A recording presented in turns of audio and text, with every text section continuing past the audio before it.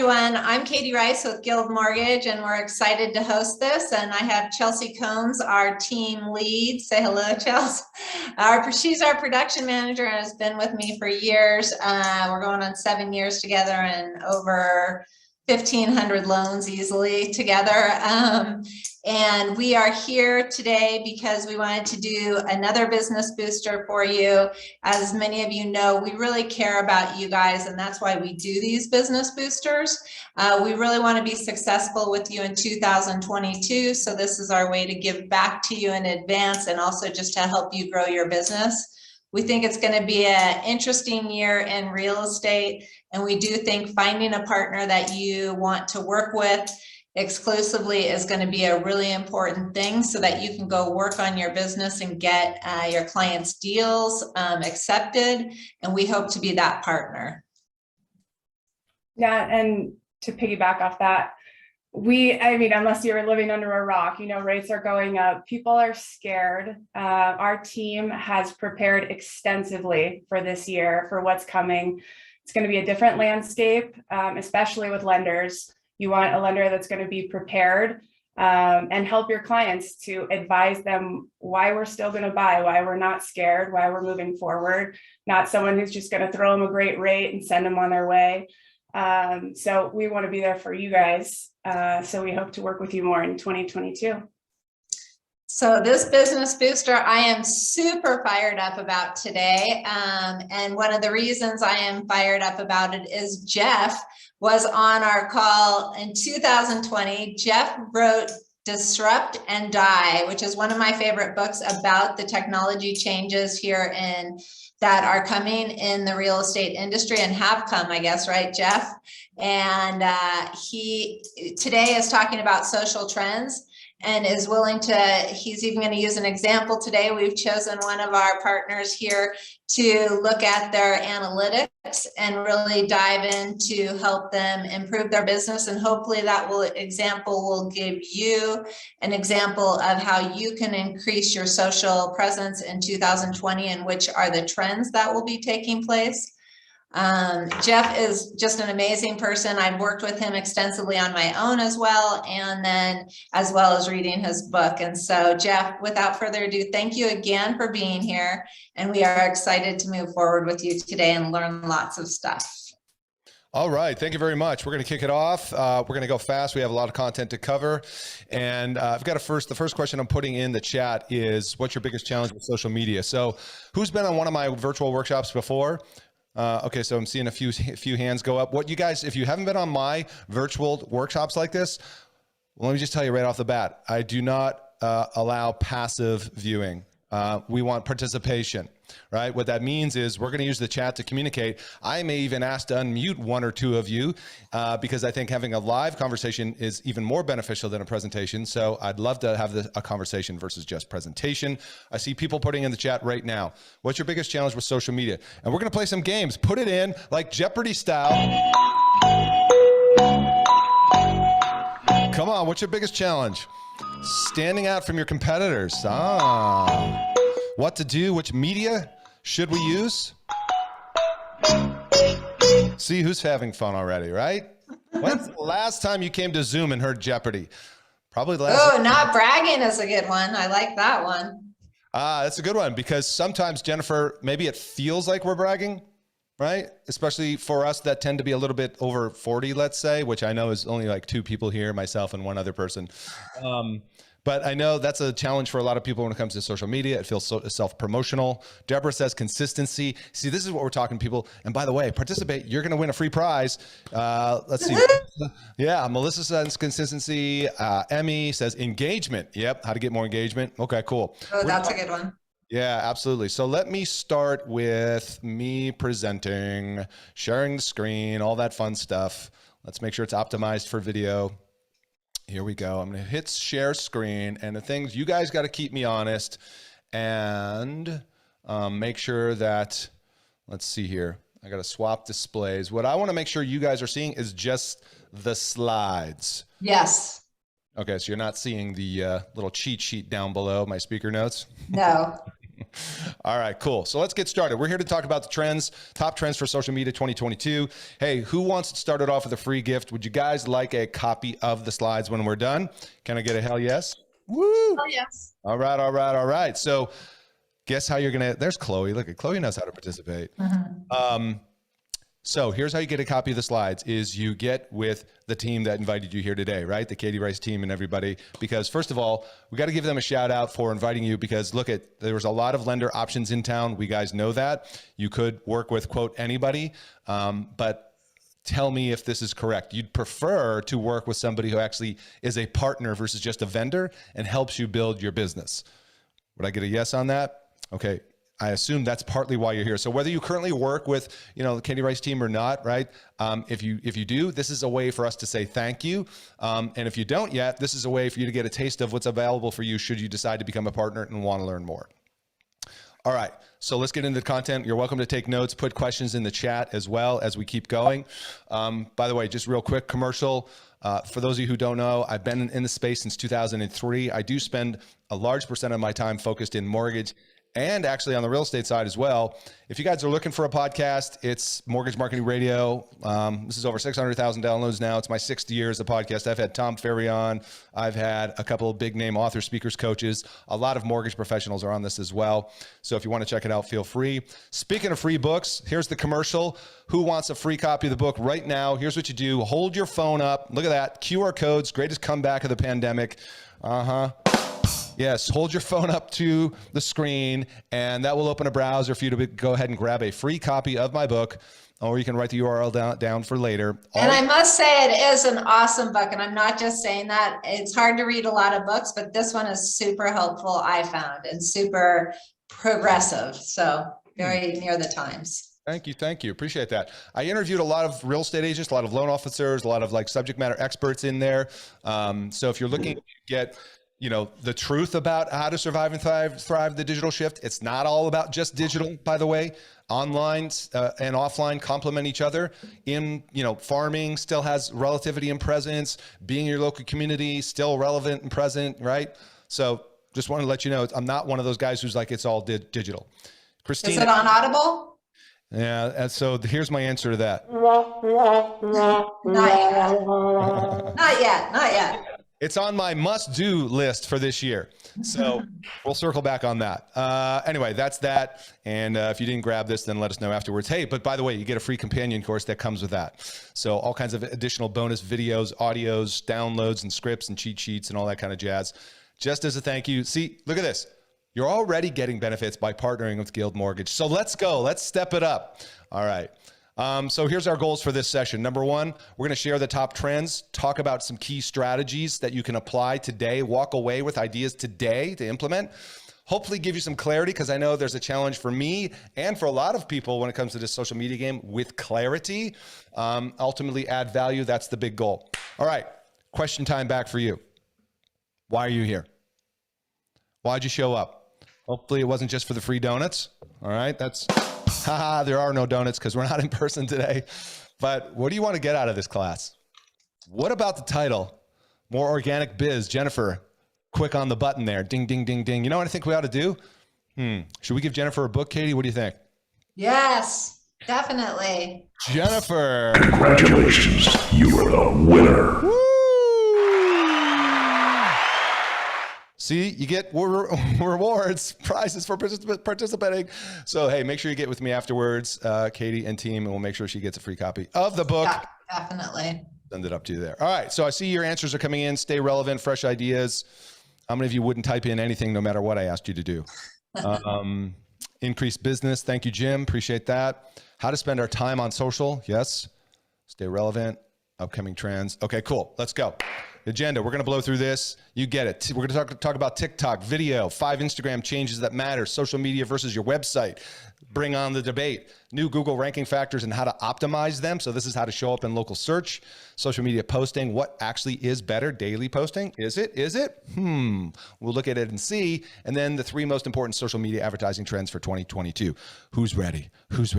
Let's go. Let's talk TikTok. Whew. TikTok has grown up. Who here is on TikTok, by the way? Put a yes, put a no, put a never gonna be, whatever your feeling is about TikTok. Love to see that in the chat. TikTok is growing up, right? So I see a lot of yeses coming in. Brenda says no. Katie, no. Melissa, nope, nope, nope, nope, nope, nope. I'll see a lot of no's. Why? Run my 8-year-old. Yeah, that's the way to do it, Chelsea. Like my 8-year-old, dancing optional. Not yet. So we're clarifying. TikTok. Ugh.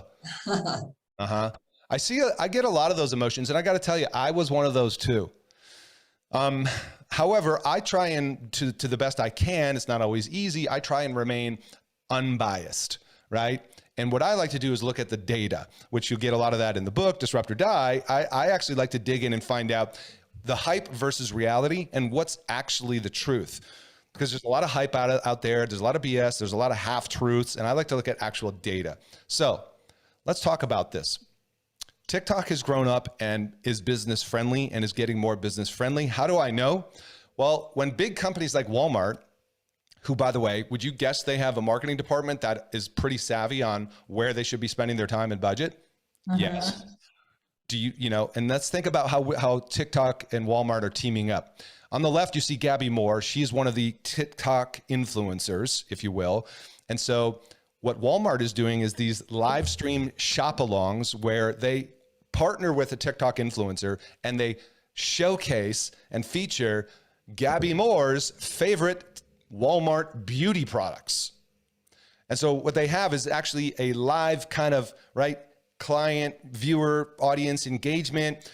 Gabby's talking about the stuff she loves. And guess what you can do during this live stream?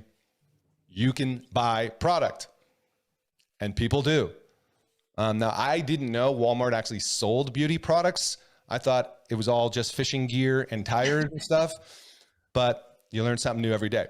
So this is great, Geoff. Thank you. And many of you are probably saying, but I'm not an influencer. I get it. What I'm showing you this for is just to hopefully, and I'll show you a couple more real estate examples, start to make the shift to let's not throw the baby out with the bathwater. Let's not prejudge everything, because remember when Facebook's first started?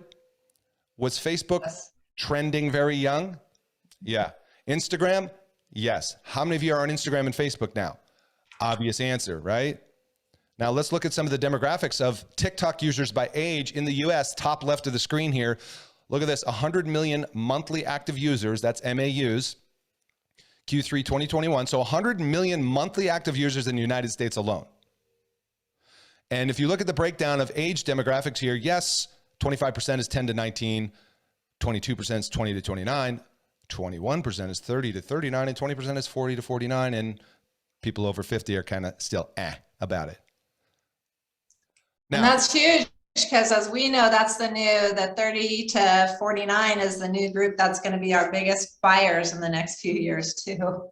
By the way, guess who's turning 40? What do we call them? Begins with an M. Begins with an M and ends in millennials. The oldest millennials are turning 40. Wow. So guys, to your point, Katie, is this your demographic group right here, 30 to 49? Yes. Yes, it is. Now, am I saying that just because you're seeing these demographic stats, that you should drop everything you're doing and go get on TikTok and start dancing? Is that what I'm saying? No. I'm saying I just want to, in regards to TikTok, be aware of the trends. And this is a trend.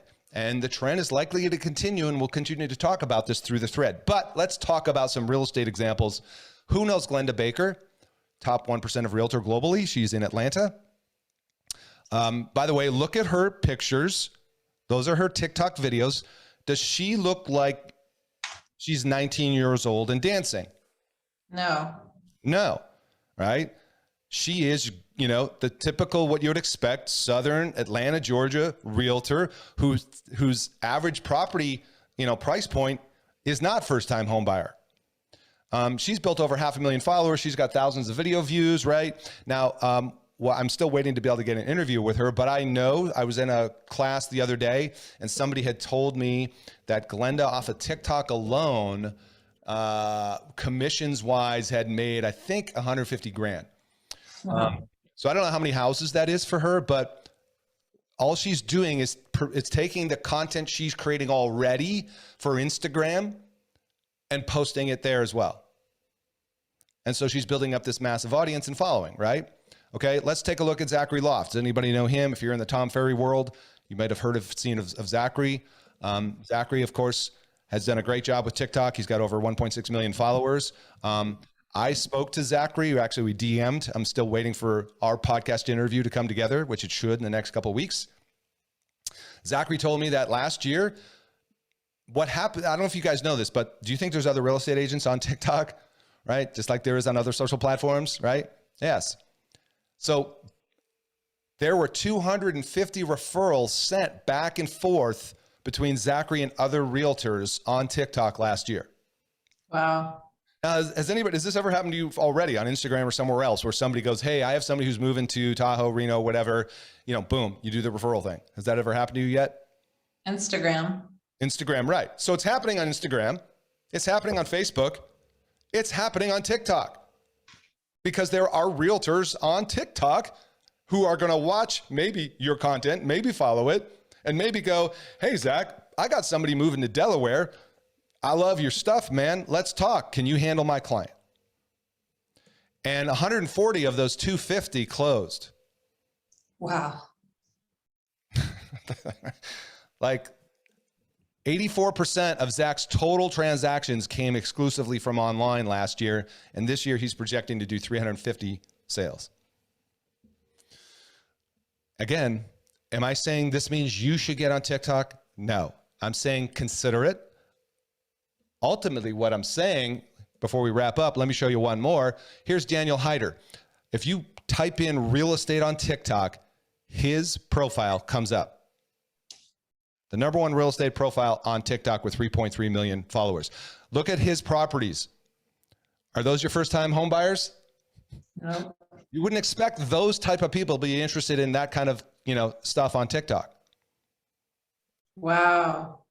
But guess who else is on TikTok? Celebrities, athletes, right? Those are the kind of people that buy those types of properties, some savvy tech executives, maybe. Again, not everybody. And again, I bring this to your attention because here's what I'm suggesting you do. What are the takeaways? The takeaways are, don't rule it out. It's more than just dancing.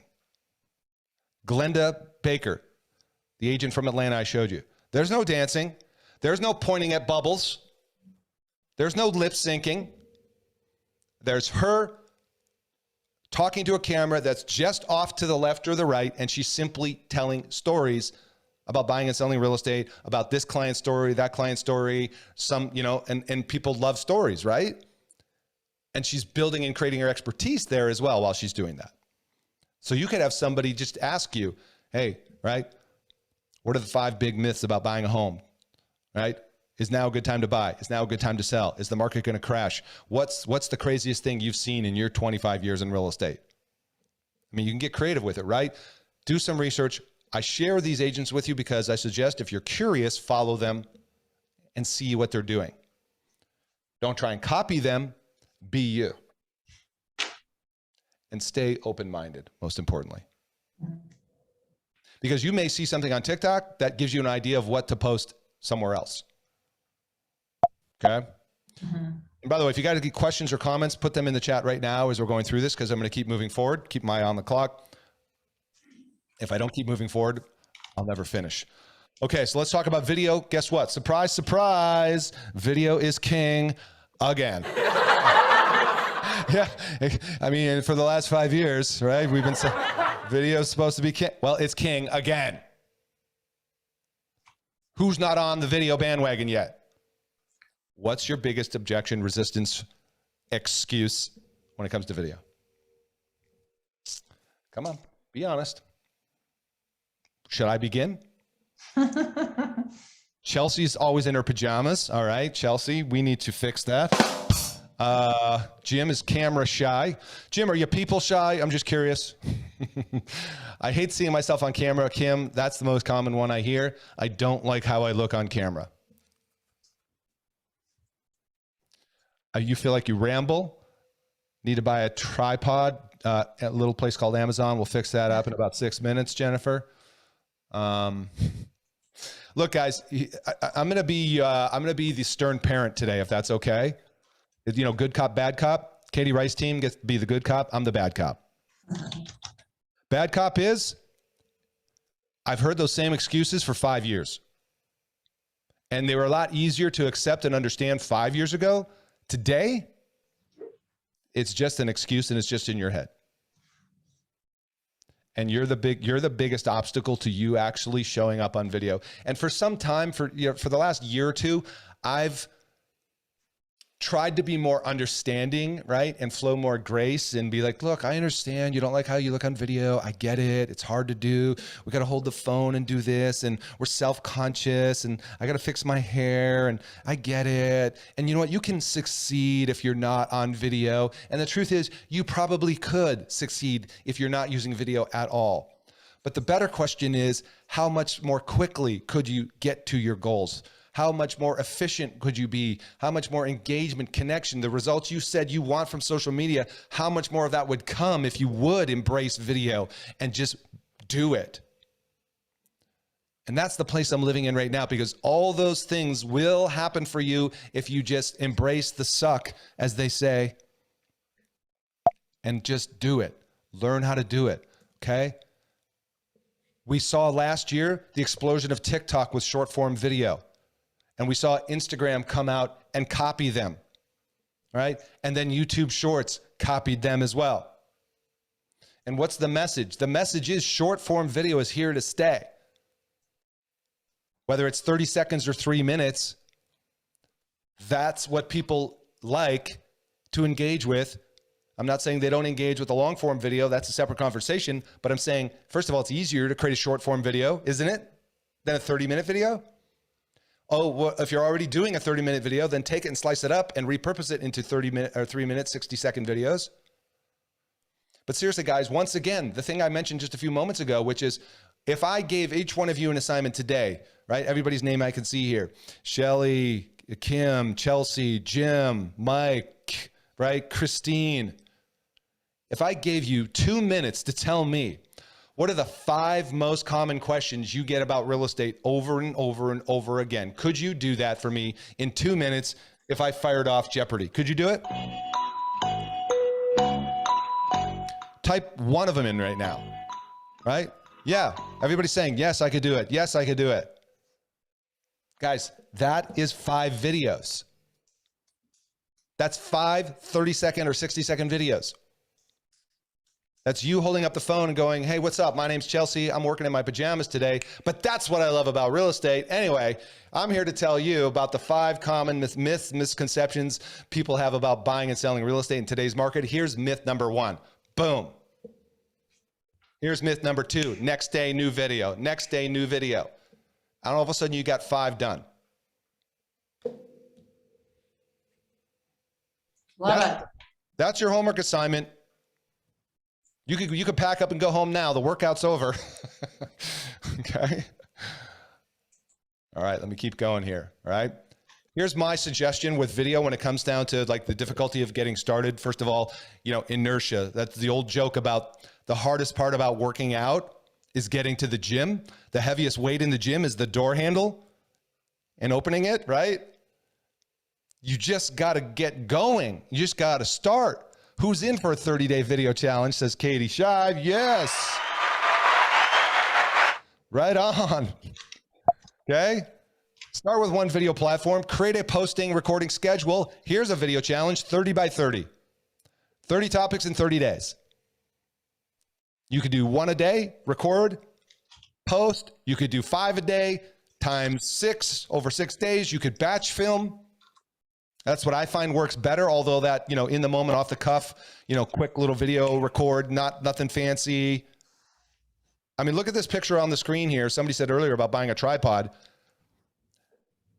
You have all the equipment right now. You have a smartphone with a fantastic camera. That little tripod probably is $20. Everything else is built into your phone. No fancy lighting needed, right? You're close enough to your phone. The audio will pick up like that. You can just get started. You guys have heard the stories of the agents. Look at Chelsea. Her saying her sister fancies herself a TikTok influencer. She films her whole week of videos 1 day each week so they're ready to go. Yep. Batch filming. Katie, are you saying you've got some filming resources at your office? No, but we can use it. We have tripods and we can set up their, we can do it for them and influence, help them do it. Because sometimes you just needed that other person to kind of encourage you, especially when you're just getting started. And we'd be happy to be that person, those people. 100%. I would say just get started and be okay. Look at, everything worth doing is worth doing poorly. Absolutely. So get started, get with Katie Rice and team. You can do it. All right. Remember, practice makes progress, not perfection. You won't get better if you never get started. Okay, let's now talk about the 5 big Instagram changes coming your way. Number 1, Reels. We all know this. The algorithm loves Reels. Instagram wants more Reels. The audience wants more Reels. As a matter of fact, we can circle back at a later date, Katie Rice and team, to just do a specific how-to on Reels. And yes. Yeah, so I know people, when we talk about Reels, they want to know like more how to do it. This isn't today's class, but that would be a future class for us perhaps. That would be great. But if you're not doing Reels, let me just again remind you, I know part of the roadblock for me personally as well is like most of the Reels you see are probably, this is why I get the feedback I did, are probably that stuff of like pointing at the bubbles, doing the dancing, all this kind of stuff. And guys, just because that's how you're seeing most Reels doesn't mean that's how your Reel has to be. Your Reel can be like any other video. It's just put on the Reel.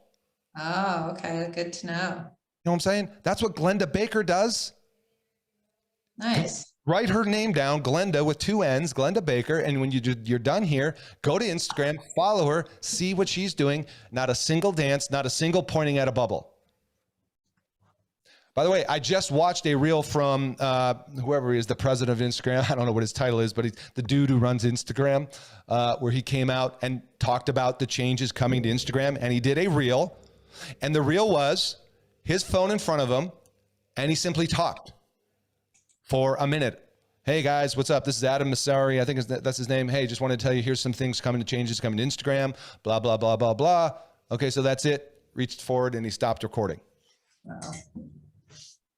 Yeah, it's 2 N's. Want to double check the spelling there, Chloe? I could be wrong. You could be wrong. Let's not both be wrong. Okay, let's keep going here. More video stuff to talk about. I said they're coming. Just know this. Instagram's going hard at TikTok with Reels and all kinds of a bunch of new features.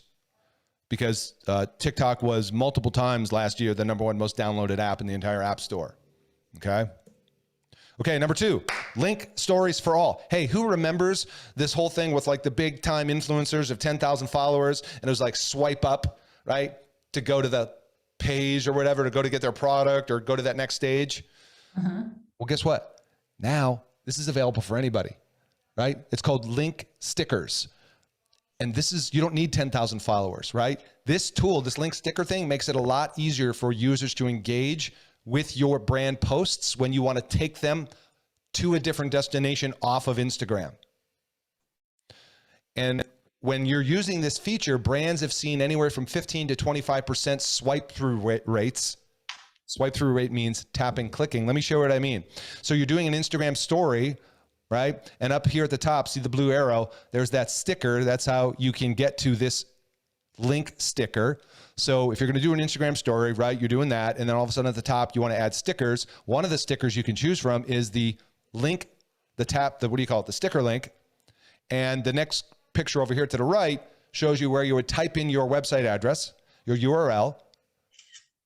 And now you can, with the simple tap of a finger, they can go to, instead of having to swipe up, instead of needing 10,000 followers, they can go to your website, they can go to your opt-in page, they can go to, think about the ideas. Sneak peek, open house. See one of your stories that says coming soon, sending home in Zimpfer code. Hey, do I know my Donald or what? Imagine the possibilities of how you could use this. Coming soon, listing sneak peeks, open house event, right? Landing pages, your website. Book a time on my calendar. Yes, the other version of this you may have seen is link in bio, right?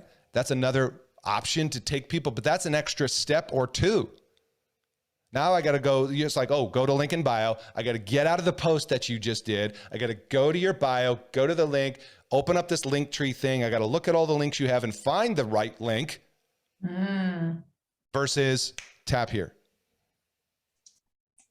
And would the tap here take you to their website, or I don't understand, maybe everybody else does, but I don't understand where this, where's the background here? Is this just on somebody else's page, or where have you put that to? Any place you want to send them. For instance, let's say, Katie, you're doing a post talking about getting pre-approved in today's market and, you know, competitive offers. And you're like, hey, get pre-approved right now, tap here. Yeah. Well, that right there where it says add link here. Yeah. Any website you want to put in there, you can put Yahoo in there. Okay. Any URL. Okay, great. Thank you for clarifying. Yeah. So that's how a lot of agents are using this, right? Is, hey, sneak peek, listing, opt in, get a free list of homes under 700,000 in Zimpfer Cove. Like that's going to happen, right? Landing pages, websites. Think about how you could use this. Love it. If you're running a YouTube channel and you want to drive people from Instagram to YouTube. Next up are the Instagram feed changes. So what's happening here is kind of fun. There's a lot of noise and controversy about this, but anyway, Instagram's testing new ways to have more choice and control over what you see in your feed. Because how many feel like if you're on Instagram, it's a little bit noisy, it's a little bit overwhelming, a lot of content, right? So they're proposing that we have 3 feeds, and this is slowly rolling out this year. The first feed is just like the one you have now. It's the home feed. This is the algorithm, right? And this is the algorithm sorting content from all the people you follow, plus a range of recommended content. So that's going to be option number 1 for you. You can just get, keep it as it is. Number 2 would be this new feed is called following. And these will be a chronological feed of everyone you follow, which is actually how Facebook started back in the day, which was like all your followers, chronological feed of everybody that you follow. And then they changed it up with the algorithm and all that kind of stuff, right? As did Instagram. And then thirdly, it's what they call favorites. And these are simply people you choose who your favorites are. Friends, family, different influencers you want to follow, brands. These are favorites. And they have their own dedicated feed. So you can just tap to favorites and you don't miss their content either. Nice. Yeah, so take a look at it on your Instagram and see if it's coming out for you or not. But anyway, that's one of the changes coming. We'll see how it works. It's not going to be forced. Next up, Instagram Live. So this is an oldie but a goodie. Coming back at you, right? Instagram Live. Remember like shelter in place? Remember like being stuck in the house? Remember not being able to go anywhere? Well, we're not totally out of that yet, right? And besides that, much of the expectation for virtual access that was created during the pandemic will carry over. And like how many of you have already done virtual buyer consults, seller consults, sold a home sight unseen, right? So we're getting more used to technology being part of our entire lives. So it's likely in 2022, right, that people are going to want to be able to engage from the comfort of their phone, their home, whatever. Now, who here has done an Instagram Live before? I'm just curious. Anybody? Also Facebook Live. I'll throw that into the mix too. But have you ever gone live on Instagram? Not yet. Brenda, all the time. Brenda, all the time, not yet. So which is not yet? Facebook or Instagram? And then Lauren has a different job. We'll just leave it at that, Lauren. Selling sight unseen. Okay, got it. Yes. Okay, cool. Well, look, I'm about data. I told you, look at this figure at the far left here. Wow. 80% of people prefer a live stream versus a blog post. What does that mean? It means people would rather watch a video than read an article. Okay. And this is just kind of ancillary data for you. 63% of millennials watch live streams. Okay. And 27%. What does that mean? Live videos get 27% more watch time minutes versus posted video. Wow. This comes from HubSpot. Live videos are popular and the trend shows us that they're here to stay. And again, live streaming could be just one part of your overall strategy. Okay. Let me get to the next one here. This one's pretty hot. I love this one. Instagram carousels. Anybody not know what I'm talking about with Instagram carousels? They're incredibly underutilized, underappreciated. Katie loves carousels, of course, because you're savvy, Katie. So carousels, what are we talking about here? We're talking about swiping on images on Instagram. You know how you swipe left, go to the next image, go to the next image? Have you ever seen that? It's got the dots on the bottom. Swipe, swipe, swipe, and you go through a series of, okay? So I know you guys have all seen carousels, okay? What I'm finding is most agents aren't aware of them and the power of them. Yeah, those are called carousels, Emmy. Now, here's what's amazing about this. Check this out. This company called Social Insider looked at over 7 million Instagram posts and found that carousels, on average, have higher engagement rates than both images and videos. Wow. Now, just to reiterate, I'm talking about engagement, not likes.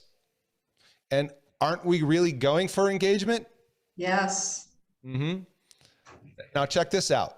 I'm reading my stats over here. It says carousels outperform video and images for engagement. Video gets more likes, but carousels drives more engagement. And by the way, the key point is it's not carousels versus stories or versus reels. It's variety. And one other thing I want to say about this, when you swipe or someone on your content taps that carousel to go to the next image, it's only going automatically here because I have it set up to scroll automatically. On Instagram, somebody needs to tap with their finger and swipe left. When you can see that you've got a series of images here. See, this one's mark number 5. This has already gone through it. But when someone taps on that carousel, that is a signal to the algorithm of engagement. That's the same thing as leaving a comment. And here's the other thing. When somebody engages with your carousel, let's say you've got 5 different images, and by the way, you can have up to 10, and you can actually have a video clip in there too. When somebody gets part of the way through your carousels, and the next time they log on Instagram and your profile, they go to your profile, it picks up where they left off. Can you repeat that? Sure. Let's say you've got 5 images on, let me see if I can go back. We can replay this thing. All right, here we go. So there's not necessarily the whole thing, but I just wanted to understand. No, I want to show the animation again to give you guys the visual. So I've got 5 images here. Let's say I stop at 3, I keep moving on, or I get interrupted. I got to start driving again, put my car in drive, right? I'm at a red light. I left off at image number 3. I get back on Instagram later that day. And if I go back to your profile, either because it comes up in my feed or I choose to, Instagram will know I dropped off at image number 3 out of 5, and that will be ready and waiting for me to re-engage with. Wow. But the biggest thing I like is that when you tap that sucker, that's sending a signal that, hey, Katie Shive's content is getting engagement. Let's bump it up. See, that's the trick. That's the whole algorithm game is we want engagement, and engagement can be partly likes, partly comments, partly shares, partly saves. Like when somebody saves your content, that's huge. And when somebody engages with your content, like tapping, which is a form of, commenting, if you will, that signals because the challenge for most of us is real estate and mortgage, nobody's engaging with our content. Bump it, bump it, bump it up because it's boring or it's same as lame and all that other stuff. So what am I saying? Variety is the spice of life. Mix it up. Do some carousels. Do some standard feed posts. Go live a couple times a month. Like it. All right, let's get into the next trend. Social media versus website. Back to question time, ladies and gentlemen. Wow, I feel good. Okay. Social media versus your website. Is social media making your website irrelevant? What say you? Put your answers in now. Is social media causing your website to be irrelevant? Yes or no? Ooh, you guys are quick on the draw now. Look at you. It's a savvy bunch up there in Reno Tahoe, right? Am I missing any areas when I say Reno Tahoe? Auburn, Grass Valley. What's the better way for me to say it? There's just lots of little areas. All right, very good. So a lot of people got this right. Not sure. A couple people. There is a debate about. Let's break it down though. Social media versus your website, is one better than the other? Here's why social media is great. First of all, look at this. 54% of people use social to research products, but people use search engines, 90% of them, to find local businesses. Are you a local business or are you a product? Local business. You're a local business. You are a local business owner, an entrepreneur, invested in the local community. So here's what social media is great for: connecting and engaging. You already knew that. Building your brand, following, reputation, reaching new audiences, driving interaction with DMs, direct messages, calls and meetings, and sharing content. Social media is great for that. Your website, it's great for integrating into your sales funnel. Building your database, capturing people's emails and phone numbers? No way. Yeah, that forgotten lost art. Establishing credibility. Do you question a company if you can't find a website? Like, are they even real, legit? Getting found online, we already established that. Over half of all website traffic comes from organic search. This is people typing in buying a home in Reno, Tahoe, real estate agent in Tahoe, right? Blah, blah, blah, blah. Those local search terms, we're going to talk about those before we're done. Most importantly, your website is not rented space. Who's already heard the stories? Oh, I built up 10,000 followers on Instagram and they shut my account down. Gone. That can happen to you very easily.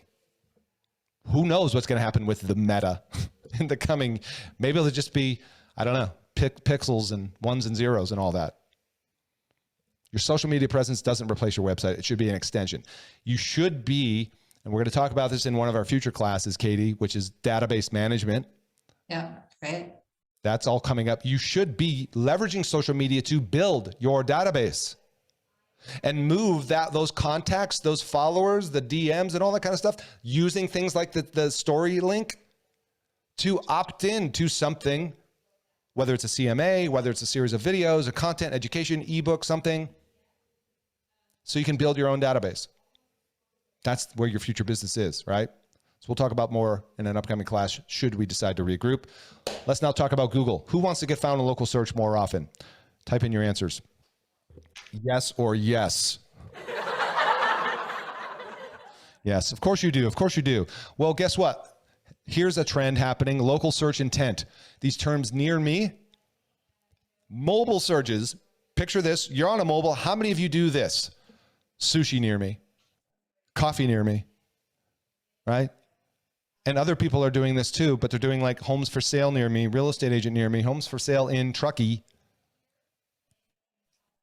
Those are growing massively, and Google is waking up and making it easier for you as a local business owner to hopefully get found in search. Not easy, but easier. Check out this stat from the NAR. 69% of home shoppers who take action on a real estate website begin their search with a local term. What does that mean? Well, let me pause here, stop sharing. Time to bring up our honorary website feature today and do a reshare. As far as controlling the first impression, that's what we're talking about here today. When you think about the consumer's journey for buying and selling a home, finding a real estate agent, there's a couple of routes they can go, right? They can go to Google and type in those search terms, real estate agent near me, blah, blah, blah, everything I just shared. Or they can type in your name. Like, let's see, let me pick a real estate agent randomly. Let's say, I know Chloe Yates. Chloe Yates is a trusted friend of the family, and she refers me to, is it real estate agent Mary McDonald? Are you a real estate agent, Mary? Wave. Okay, great. So I trust Chloe with my life. And she says, no, the best agent you got in town, you got to work with, her name is Mary McDonald. And I go, okay, Chloe, who I trust you with my life. What am I going to do, even though I trust Chloe with my life, about Mary McDonald before I call her? You're gonna check her out. I am going to Google her. I'm going to Google Miss Mary and see what I find. I'm going to Google her name, right? And see what I find. So let's give an example here of this. Let me bring up this example. All right, you guys are seeing this on the screen. Let me make this full screen here. Okay, so let's say I was given, what's their name again? First name? Team Blair? Jamie or Nicole. Okay, so I could, Jameson. there it is right here. I typed in Nicole Blair, Tahoe Realty. So I Yeah, typed, I think Nicole's on the call. I know Emily is from her shop, and there's another, I'm her here. marketing person too. Oh, Hi. good, yay. Thank What's you. up? How's it going? Do you mind if we use you as an example, Nicole? You guys Please do a do, great please job. So we're using this as an example of a good example.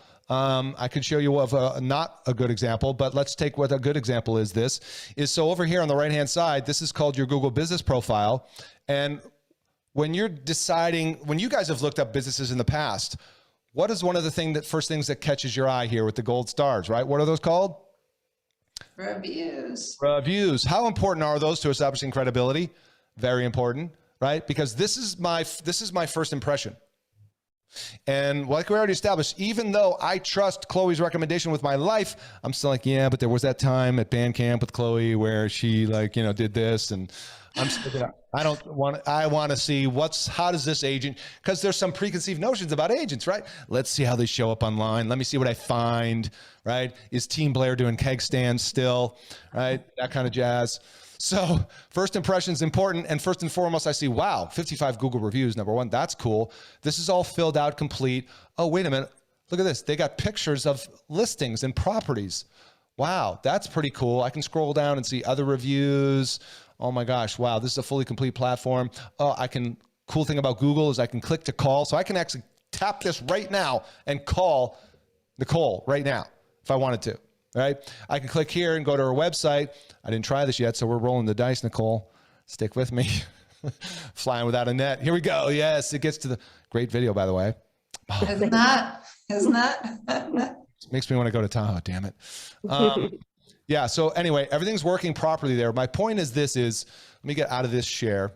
That was a great example. Kudos to you and the team. Yeah, thank you, Nicole, for letting us show your great work. Anytime. Yes, we've got to control the first impression.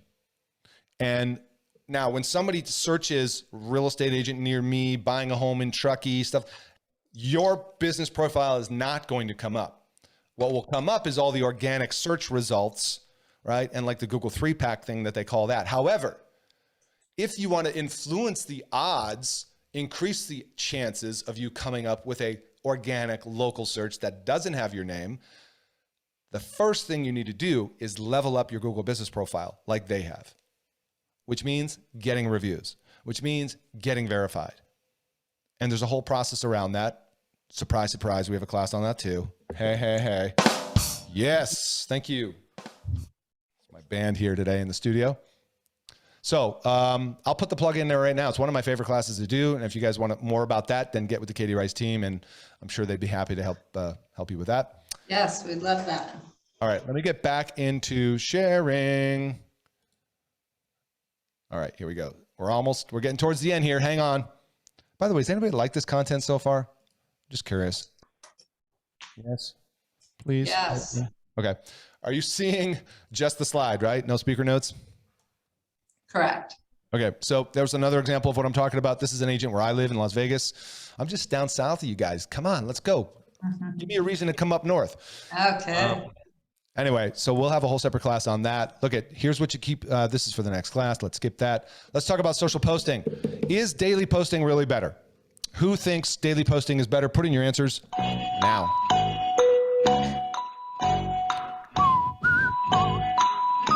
Let's see. Brenda says no. Mary says yes. No, not always. No, you're right, Katie. This is a sharp bunch up there. Yes. I had thought the snow might have chilled everybody's I know today was cold too. We got some today. Yeah, but no, sharp group. Must be the clean air. People, you got some good answers. Not if it's junk, quality over quantity, 100%. So there was a study done by HubSpot. They looked at Facebook data from over 13,000 customers to see if posting more frequently would help businesses reach more people. Here's what they found. Businesses with over 10,000 followers posting 2 times per day increased clicks versus posting once a day. Wow. Now, who here has over 10,000 followers? Usually I don't find many who do. So let's go to the next category. Less than 10,000 followers, you get 50% less clicks when posting twice per day. Isn't that interesting? Here's the kicker. You ready? Brands that just posted 1 to 5 times per month saw their engagement nearly double. Oh, what do we do with this? Yes, what do we do? It's like a couple of you said here. Think about how often you post on your social profiles and what you're posting. Consider spending more time creating less but better quality. I mean, think about your favorite brands and people that you follow. Do you want to hear from even them every single day, 3 times a day? Right? I'll tell you my own personal story is I have a podcast, which I talked about at the beginning, and I was for the last year taking the Talking Head podcast where you got side by side, right? It's got the frames around it and all that kind of jazz, and it's got the captions and all that kind of jazz. Well, I had been outsourcing that, and it was becoming extremely repetitive. The same look, feel, content repetitively over and over and over again. There was no diversity to my feed, and I was training my audience to tune out. This is much like if you're just constantly posting just listeds, just solds, just listeds, just solds, and nothing else. And let me make it be clear. Yesterday I had a consultation with an agent down here who's doing great on Instagram. She has got more personal stuff on Instagram than I've ever seen any agent do. She's doing reels, she's doing videos, she's doing her puppy and doing all this stuff with her fiance and all personal. And I'm like, well, where's the real estate stuff? And she's like, well, I was taught to not post that. I'm like, that's the problem with information, right? Context. It's about balance. And I'm like, well, how about 20% of the time you could post about real estate and stories about clients and wins and success stories and, take me through an open house, a walkthrough, give me a sneak peek at an upcoming listing, right? So my point in sharing with you is like, we had one agent on one extreme who's just like all personal, no real estate. What we usually see as agents on the other side, which is all real estate, no personal.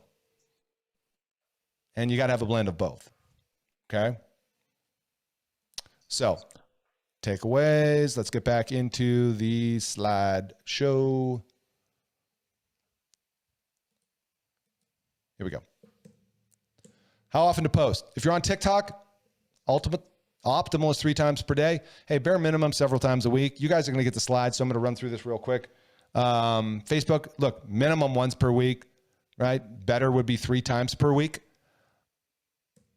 Instagram, minimum once per week. Better is 3 times per week. And I think it comes back to what we said earlier is what are you posting? And YouTube is a minimum once per week as well for videos. What do we got here? LinkedIn, minimum twice per week if anybody's doing LinkedIn. Takeaway, quality over quantity. All right, we're wrapping it up now. Let's talk about, is anybody running social media ads? Just curious. Doing paid ads, Facebook, Instagram, otherwise? Type in the chat, yay or nay. I'll take your silence. Your silence is, what is that thing by Darth Vader? I find your silence. Whatever he says. All right, so some are. I see Emmy's doing sometimes. Nicole, yes. Okay, cool. Well, you guys remember this? Remember all this controversy with iOS 14, iPhone users, peoples, Android peeps, you don't got to worry about this. Remember this whole thing about app tracking and transparency? This is one of the trends in 2022 is privacy. How many of you remember this popping up, or has it popped up recently when you decided to download a new app? On iPhone specifically, you get this warning. Mm-hmm. So this is saying iPhone is basically putting this new privacy feature in place saying, hey, you need to approve and allow this app to track you. Well, only 4% of people give tracking permission. And so for those that are running Facebook ads, right, and Instagram ads where, right, they're using all these different targeting options of behavior off of Facebook of different websites you go to, that's impacting the ability for you to target interests. Because we know in housing, they already took away age, demographics, income, and all these other things, right? Because of the whole Cambridge Analytica debacle and housing, you know, whatever they call that, compliance, privacy. I forget what it is right now. You know what I mean. Okay. Now, let me do something here real quick. You guys want to see a fun video? Check this out and tell me if you can hear the audio. Let's watch this. Felix?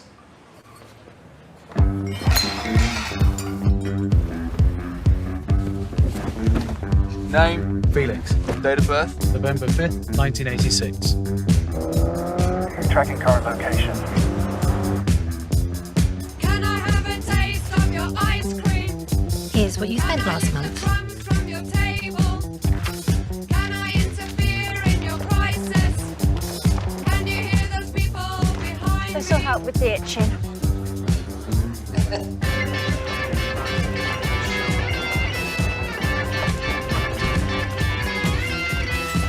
I have a taste of your ice cream? Can I lick the crumbs from your table? No, mind your own business. Why don't you mind your own business? Why don't you mind your own business? Yeah. Felix? Who likes that commercial, huh? Love it. So amazing. And so clearly Apple came out with this commercial and they're so great at advertising. What they don't bother to tell you that Apple's tracking you though as well. You know, so yeah, I mean, you're still being tracked. It's just, it's something about Facebook versus Apple. And of course, this upset Facebook in a big, big way. So point of this is we're talking now about the importance of owning your own audience. Because with this increased tracking and privacy restrictions, it's likely only going to increase, right? This is why first-party data is a growing trend if you're going to be doing any advertising, right? Let me define what this is. First-party data is defined as data that you have collected directly from your audience. Social media is great, build a viable audience, but if you're not building your own database, like I said earlier, in your CRM, heads up, Excel is not a CRM, okay? If you're not building your own audience off the social platforms, they own your audience, okay? That's why 2022 is the year of building your own audience database off the social platforms. Now, does this mean it's the end of advertising on Facebook and Instagram? No, not at all. Talk about that in a moment. Let's talk about how you make up your own audience, your first-party data. It's made up of your customers, prospects, website visitors, email subscribers, right? What else we got? Basically, anytime you can collect data from people and get them to give you that, that's first-party data. And there's a variety, you do customer experience events, people come to your booth and they fill out a card to win the thing or whatever, right? That's another example of that. You can do this. How can you collect data on your clients, prospects, and leads? Email, SMS, newsletters, surveys, events, website visits, direct mail, mobile apps, lots of different ways to do it and be creative about it. That's first-party data, what you own. Let's talk now about second-party data. This is where it gets very interesting for you when it comes to advertising. It's data you and someone else pooled together, like advertising on Facebook or Instagram. Let's take a look at the difference between first and second party data. Let's use Facebook audiences as an example, okay? Here's how you can leverage Facebook and Instagram with your first party data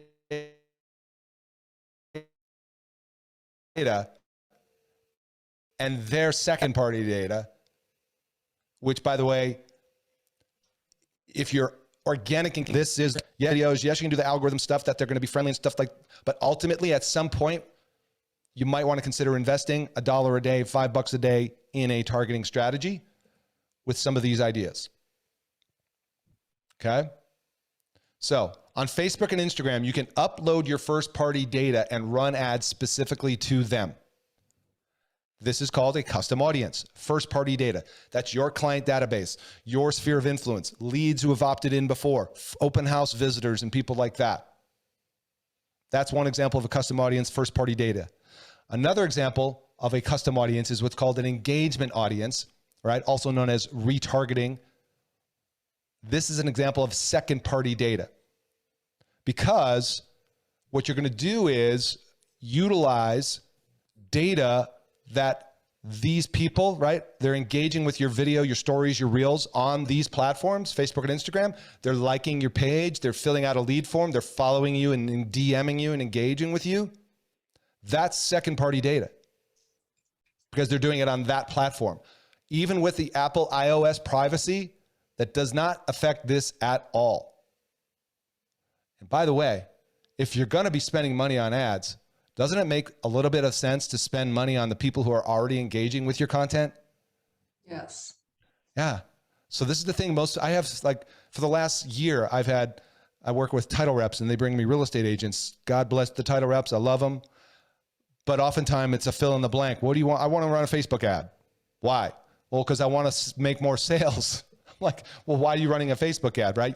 Everybody thinks that's the magic bullet. Do you have a past client database? Yeah. Have you uploaded that to Facebook? No. Okay, well, why don't we just start there? Those are the people who are going to engage with you and give you the referrals, aren't they? And then lastly, there's what's called these lookalike audiences, where take your first-party data, take the data from Facebook and Instagram of the people that are already engaging with your content, and find lookalike audiences, people who match the attributes of those people, and find them elsewhere on Facebook and Instagram. That is where you really start to get the ripple effect. Optimize your results instead of going cold.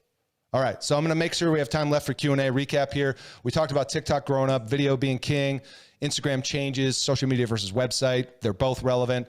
Of course, how to rank in Google. Get your Google business profile set up. If you want to do that class, get with the Katie Rice team. Social media posting. We talked about quality over quantity. And then, of course, privacy and how to leverage custom audiences and things like that to get your stuff in front of more of the right people.